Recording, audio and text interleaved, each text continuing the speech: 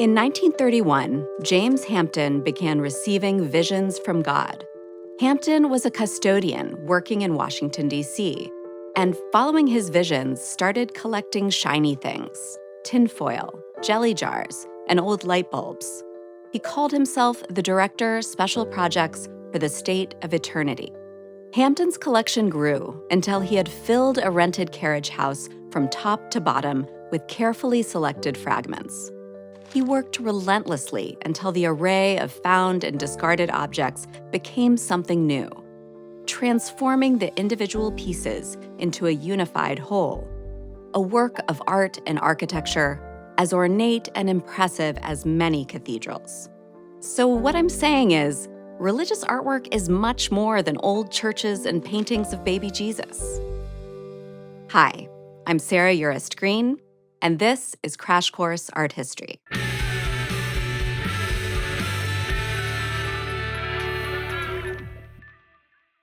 You might think that religious art is made for a few simple reasons: to honor a deity, proclaim a belief, or maybe inspire practitioners. But religious art exists for all kinds of purposes that are totally diverse, both within and across different religions. Like some religious art is practical. It instructs followers about an important belief or idea. Take, for example, the artwork in the Egyptian Book of the Dead, made around 3,000 years ago. This book is filled with paintings that serve as a kind of map to the afterlife. This image from the book shows the post-death journey of a scribe named Hunefer. He's the one in the white robe, which is not only a super strong look, but also an indication of his clean soul. The guy to the right of Hunefer is Anubis, the god who oversees passage to the afterlife. He holds Hunefer's life in the palm of his hand, literally. In ancient Egypt, life was represented by that symbol, called the Ankh. In the next scene, we see Anubis weighing Hunefer's heart. If, based on how many wrongdoings he's done on Earth, his heart is heavier than the feather of truth, order, and justice, Hunefer will get eaten by this creature with the crocodile head named Ammit. Ooh-wee, this is high stakes, Hunefer. Luckily, his heart is lighter than the feather, so Hunefer gets to meet Osiris, god of the afterlife, in this last panel. And we assume he lives happily ever after life.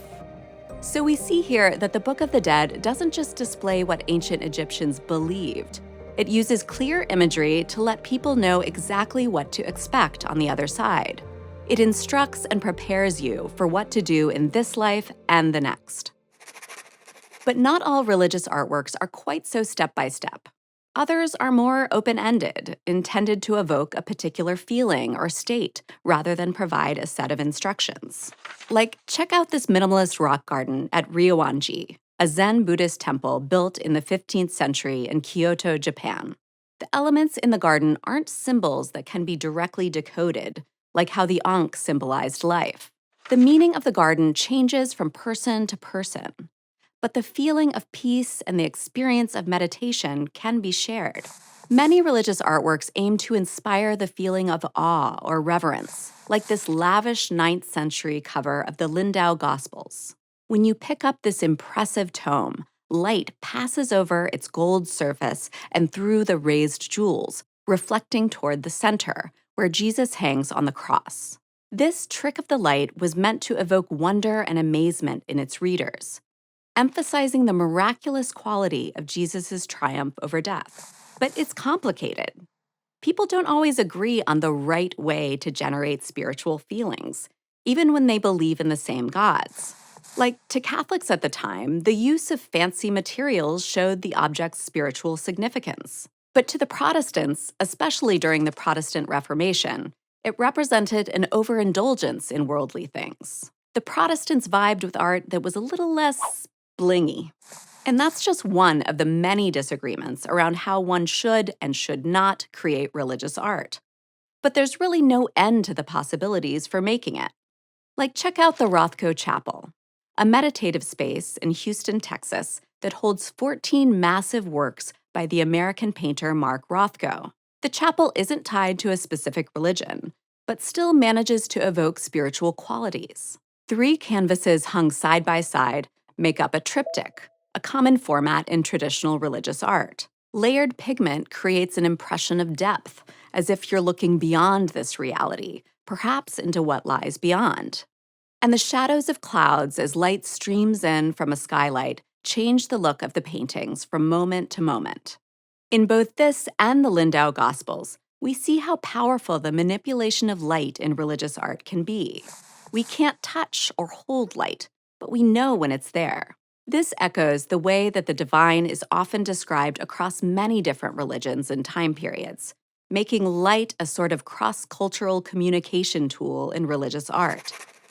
Now, religious art is often showcased in sacred venues, places where people gather to worship and be in community.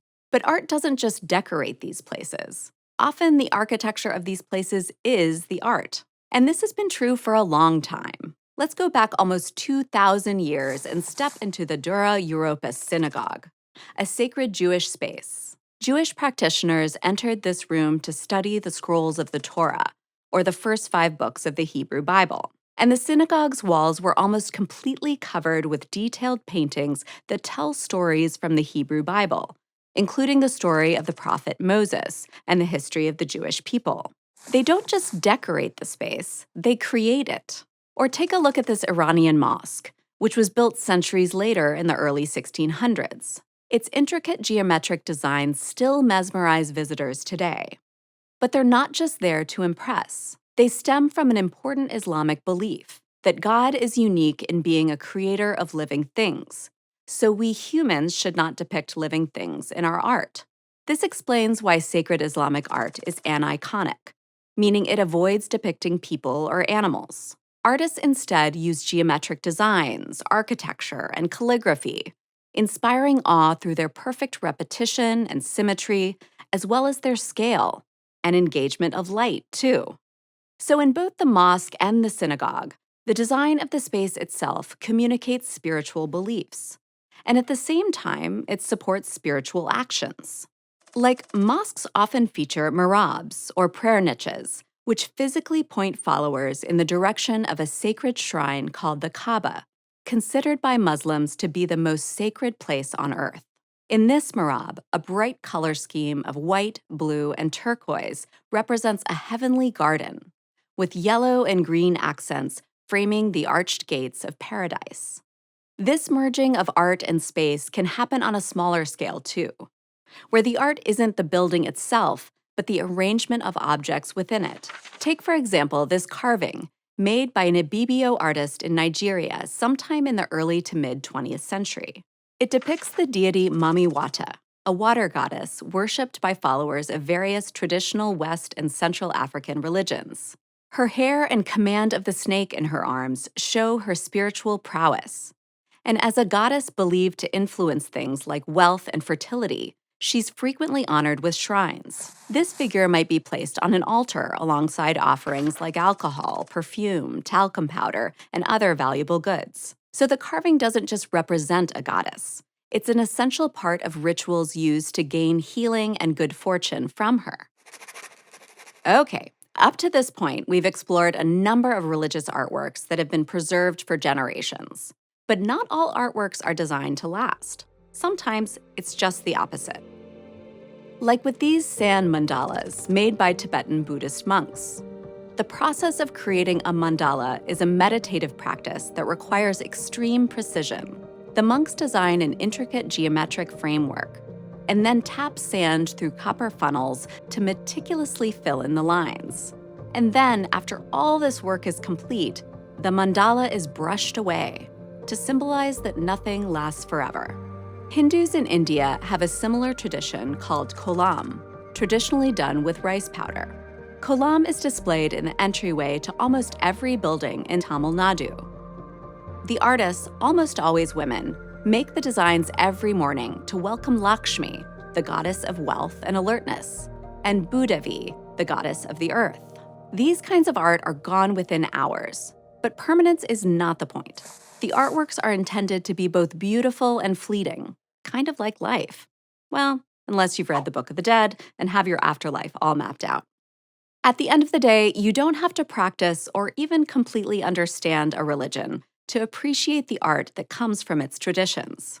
Despite differences in culture, geography, and time period, humans have been asking similar questions for a long time.